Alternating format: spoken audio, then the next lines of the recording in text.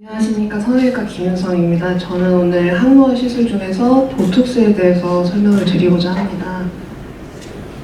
20대 여성이 60대가 되고 난 뒤 사진입니다. 전반적으로 피부와 연조직이 납작해지고 처지게 되고 여러분들 주름이 생기게 됩니다. 그리고 눈과 눈썹 등에서도 변형이 나타나게 됩니다. 이를 위해서 성형외과에서는 수술적인 방법, 비수술적인 방법을 이용해서 개선을 하고자 하고 원래 근본적인 치료를 위해서는 수술을 해야겠지만 이에 대해서 부담이 있는 환자들에게는 보톡스와 필러 같은 비수술적인 시술을 이용을 해서 개선을 하게 됩니다. 필러는 개개 주름 바로 밑에 충전재를 주사를 해서 도두어서 주름을 펴는 원리이고 화장품 등에 많이 쓰이는 히알루론산이 주 원료입니다.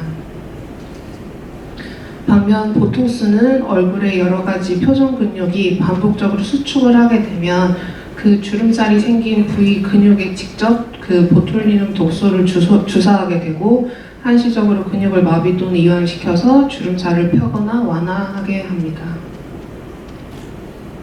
보톡스는 이미 신체 여러 증상과 질병에 대해서 치료를 위하여 널리 사용되고 있고 작용 기전은 간단하게 말씀드리면 신경 전달 물질이 방출되는 것을 억제함으로써 근육을 마비시키는 원리입니다. 보톡스 시술의 장점은 일단 시술 자체가 간단하고 안전하며 입원할 필요가 없고 주사한 후에 2주일 이내에 근육 수축으로 인한 주름이 없어지게 됩니다. 미국 식품의약청으로부터 안전성을 공인받아서 전 세계적으로 널리 사용되고 있고 한 5에서 10분 정도면 시술이 끝나며 바로 직장으로 복귀할 수가 있습니다. 합병증이 드물고 만약 발생하더라도 일시적입니다. 시판 보톡스는 이미 여러 종류가 나와 있는데 미국 알러건사에서 나온 보톡스 그게 오리지널이고 그뿐만 아니라 보툴렉스나 메디톡신 등 3가지 종류가 저희 병원 성형외과에서 사용되고 있습니다. 신경근육질환 환자와 그리고 임신 중이거나 수유 중인 환자에게서는 보톡스 시술이 금기가 되겠습니다. 보톡스 독소 자체는 굉장히 파손되기 쉽기 때문에 믹스할 때도 조심해서 하게 되고 보관도 냉장고에 냉장 보관합니다. 그 위 3분의 1 얼굴이 가장 보톡스를 많이 시술하게 되고 이에 대해서 먼저 말씀드리겠습니다. 이마에 생기는 가로주름을 완화시키기 위해서 보톡스 주사를 놓게 되고 다음 그림처럼 9군데 정도의 주사를 합니다. 나이 많은 사람뿐만 아니라 젊은 사람도 보통 눈썹이나 윗눈꺼풀이 처져 있으면 이거를 올리기 위해서 무의식 중에 이마근을 과도하게 수축을 하게 됩니다. 그러면 다음과 같이 이마에 가로주름이 생깁니다. 그래서 보톡스를 시술을 하게 되면 이마주름이 많이 펴지는 것을 볼 수 있고 대신에 눈썹을 올리는 이마근 수축이 안 되기 때문에 눈썹이라든지 눈꺼풀이 처지는 것은 어쩔 수 없습니다. 그리고 눈썹도 약간 비대칭이 될 수도 있습니다. 근데 대부분 한 달 정도 지나면 많이 호전이 되고 환자분도 이 상황에 대해서 적응을 하게 됩니다. 그 다음으로 많이 주사를 놓게 되는 것은 미간에 있는 세로주름입니다. 눈썹 주름근과 눈살근 그리고 눈둘레근의 공동운동에 의해서 다음과 같이 미간에 세로주름이 생기게 되고 그림처럼 5군데 또는 7군데 주사를 하게 됩니다. 그러면 세로로 있는 미간 주름이 많이 완화되는 것을 볼 수 있습니다. 마찬가지로 눈썹이나 눈꺼풀이 조금 처지는 현상은 나타납니다. 다음은 보통 오시는 분들은 이마주름이랑 미간주름이 같이 있는 분들이 많기 때문에 그 복합적으로 주사를 하게 됩니다. 네, 다음은 눈가주름입니다. 외안각주름이라고도 하고 눈둘레근에 의해서 생기는 것인데 보통 주사를 이런 식으로 한 3-4군데 정도 놓게 되고 시술 전후 사진인데 아주 두꺼운 주름은 많이 완화가 되고 대신에 이제 잔주름은 좀 남아 있을 수 있습니다. 왜냐하면 이건 이제 과학 노화에 의해서 생기는 주름이기 때문에 완전히 없어질 수는 없습니다.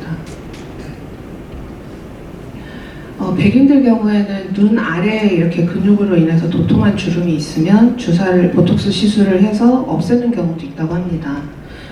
시술 전후 사진이고 이 사람들은 눈 아래에 이렇게 도톰한 게 있으면 약간 멍청하게 보인다고 생각을 한다고 하는데 아시아인들, 특히 한국인들은 이걸 이제 애교살이라고 하기도 하고 이 애교살이 있으면 더 매력적이라고 생각하기 때문에 한국인에서는 많이 시술하지는 않습니다.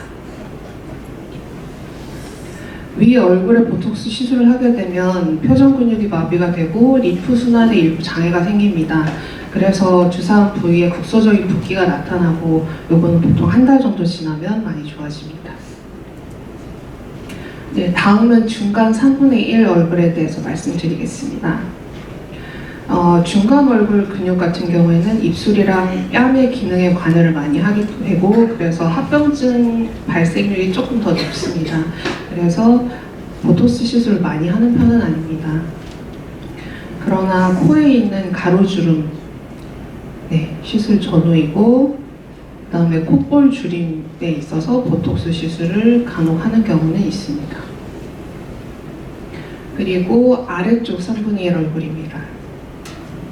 잇몸이 과다하게 노출되는 경우가 있고 이걸 저희가 거미 스마일이라고 하는데 입술을 올리는 근육을 일부 마비시키면 입술이 덜 올라가서 잇몸이 과다 노출되는 것이 좋아집니다. 네, 시술 전후입니다. 그리고 입가에 주름이 좀 특히 많은 분들이 계신데 이런 분들에게도 보톡스 시술 후에 완화되는 것을 볼 수 있습니다.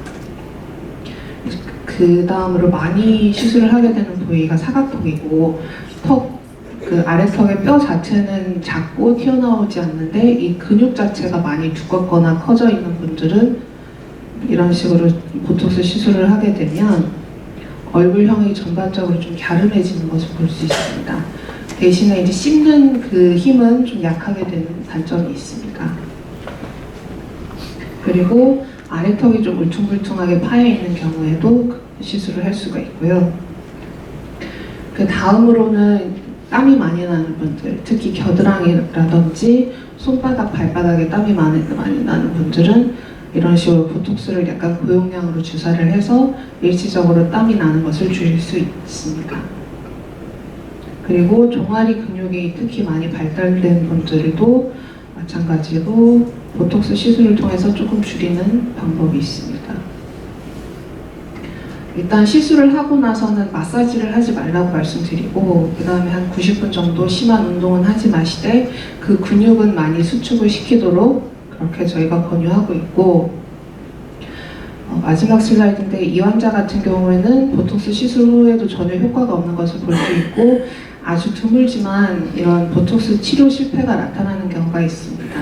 보톡스 독소에 대해서 항체가 형성돼서 그런 것이고 그래서 저희가 권유하기로는 적어도 3개월의 기간을 두고 보톡스 시술을 받도록 설명을 드리고 있습니다.